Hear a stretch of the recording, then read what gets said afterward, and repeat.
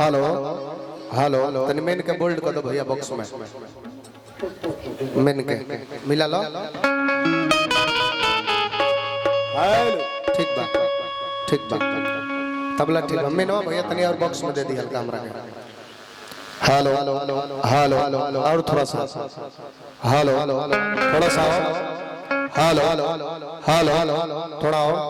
Hello ठीक बा नमस्कार प्रणाम हर हर महादेव हम गायक कलाकार प्रदुमन परदेसी आप सबके बीच में फिर उपस्थित बानी खड़ा होते होते व्यास जी कहत अड़न कि महान आत्मा प्रदुमन परदेसी जी से गाना बजाना सुननी काफी हो लिया जाइए कहली घबरा के लेबो तोहरो गजन हुई उनको गजन हुई धीरे धीरे आराम से रहेगा बहुत सुंदर कहता है कि प्रदूषण परदेसी जी से कहता हमरा गावला से प्रदूषण फैलता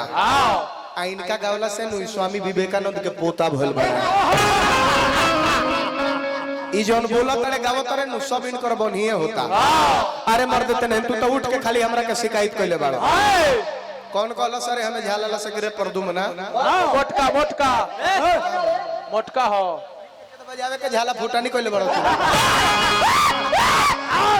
कहां गलो यहां से कहां गलो आ गइल बोलाओ मंच पर बोला बोल मंच पर बोलाओ तहर सारा बात लिख के रखले बनी अब बताई हम मिठाई वाला भैया पुरस्कार दिहले हां तो कहता रे कि मिठाई स्वादिष्ट होला सही बात बा स्वादिष्ट तो होकबे करे हम खा के गइनी त हमार मेहरारू का त मुंह चाटत रही आ का त लैट्रिन कइनी त कुत्ता हमार हई चाटत रहे इहो चाटत रहले काथी पनिया हम ही जैसे पियो न पेशाब कर लेनी एकरा बदी हो अथी लगले चाटे रोशन भाई देखा तारा हर गीत के हर बात के जवाब बा सुमिरन में कहता कि ना नचनी हम खाती चलत रहनी हन त एकरा के प्रदुमन जी नाचे के कह देले अच्छा रउआ लोग के अब जी बुरबक बनावत रहे तब ई सोचे वाला बात बा चलला से तो कुर्ता हिलते बा ई हंगना हिलले ह ई ना चलले ह नचले हन त फिर काहे कहत रहे कि सुमिरन में हम ना नचनी हम कहनी है कि समाज में एक जूता पिटाएम तो उतने इज्जत जाई 20 जूता पिटाएम तो इज्जत उतने जाई तई कहत रे कि प्रदुमन जी तू हमरा के एक चप्पल मारो हम 20 चप्पल मारो तनी ठीक बा मारे के कहला न तारा के हम एक गोली मार देता तू एकरा बाद हमरा के बम मार दी देख ले तनी का होता एक गोली हम मार देता एकरा बाद मारे लगे तो तू बम मरबा एक के गोली मारबा फिर बम मारे लेके ना रह जीबो एक गोली में खत्म एक थी मैं तो बीच के आई थी बकलर कलाकार कहीं का तुम कहां से आए हो मेरा माथा खाने के लिए तुम समझ रहे हो किसके सामने बोल रहे हो जब हम बैठा तनी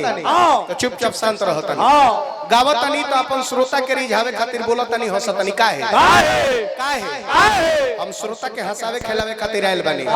तो हम अभी ना हंसम खेलम तो कब खेलम कहत रे कि जब खड़ा होखत रे तो लगत रे छछड़ई करे आ बैठत रे तो गंभीर बन जात रे तो इहे नु बड़े आदमी के चिन्ह हो पहचान इहे नु हो तू कहत रे कि प्रदुमन परदेसी के समाज से भेटे नहीं खे अगर जो समाज से हमरा भेट ना रही तो जगह गावत में हम तारा के हम बोलत नहीं बैठ के ओही हम बोलती हम तारा के समाज से भेट बा कबे तक कि हम गावत नहीं तो बोलत नहीं हंसत नहीं हंसावत नहीं बैठत नहीं तो तार सुनत नहीं तो इहो तारा से देखल नहीं खे यार टेंशन मत लो रोशनराज जी तू जोन बोली बोलत रहो बहुत शब्द बोलत रहो आ किसी विद्वान ने इस बात को लिखा है कि बोली बता देती है कि इंसान कैसा है और बहस बता देती है कि ज्ञान कैसा है घमंड बता देती है कि कितना पैसा है और संस्कार ही बता देती है कि ये परिवार कैसा है तो रोशन नहीं गावत रहा बजावत रहा वो अलग के बात बा लेकिन प्रदुमन परदेसी के बराबरी को लेवल इतारा ऐसन बंडमरू सके बस के नहीं खे करिया कुर्ता पहनला से का तू अपने आप के ब्यास का बुझता हो तू ब्यास बुझता रहो गौर करो केहू के इज्जत से खेले के ना चाहिए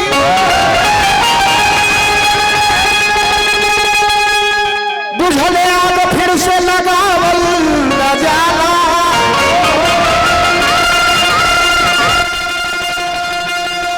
अरे कबहू जरूरत से ज्यादा न बोलेंगे हर जगह नीच बन देखा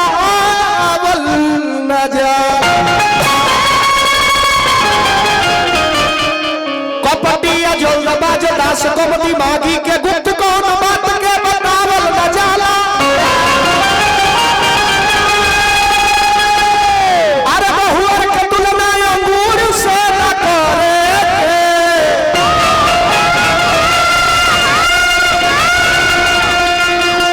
शत्रु के अमृत सुधावल न जाला।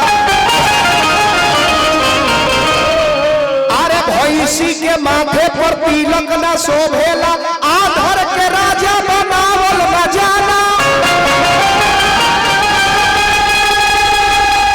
अरे बहुअर के तुलना अंगूर से न करे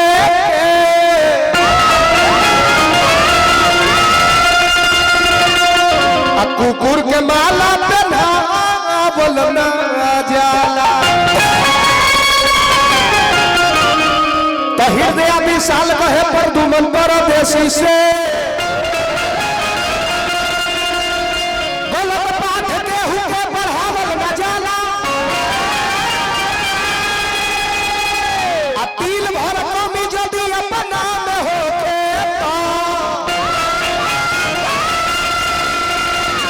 दूसरा के अबुरी देखावल न जाला।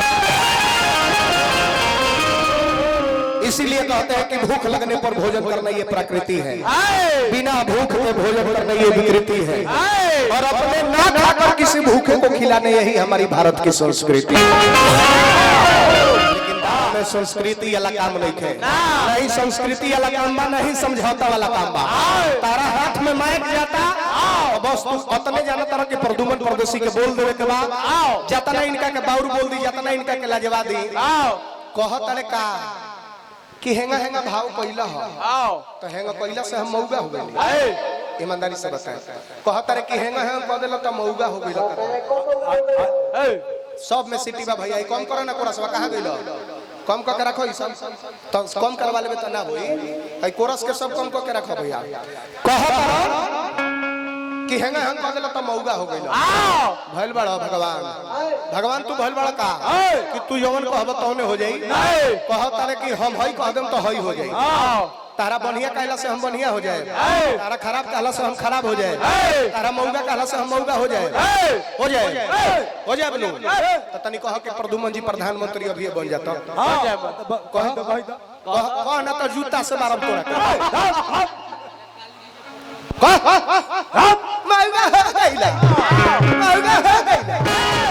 महाराज भगवान भइल बड़ा जौन कह देबा उहे हो जाई। त कह त हम कलेक्टर बन जाई।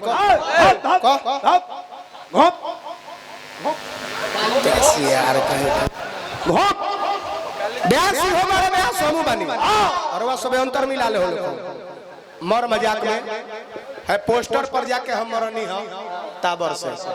एक ना लेन देन रही। बात सही। एक मिनट रुक जो, अभी खुशी अभी ना लेन देन एक ना रही, एक लेन देन ना रही। देखी हम कितना नसीब वाला व्यक्ति बनी कि काली माई के सामने हमारा फोटो लागल। ई नसीबे के बात है, तोहरो एने लाग सकत रह, लेकिन देखो नसीब छपवावे वाला के छापे वाला के हमारे ने फोटो लागल बा। एकरा बावजूद भी तू आके पर मरल हो जूता से। हे काली माई, हम विशेष कुछ ना कहो, तू ही विचार कली है एकरा के। जगह चंड मुंड के मरले बारू एकरो के तलवार घोप के वही मुआ दी। जा ए काली माइन काली माई रउआ विचार करे के बा। हम कुछ ओहि जे शंकरो भगवान बा, भाई जे शंकरो भगवान बताई इहे प्रसंग सुनाम जौन फोटो लागल बा।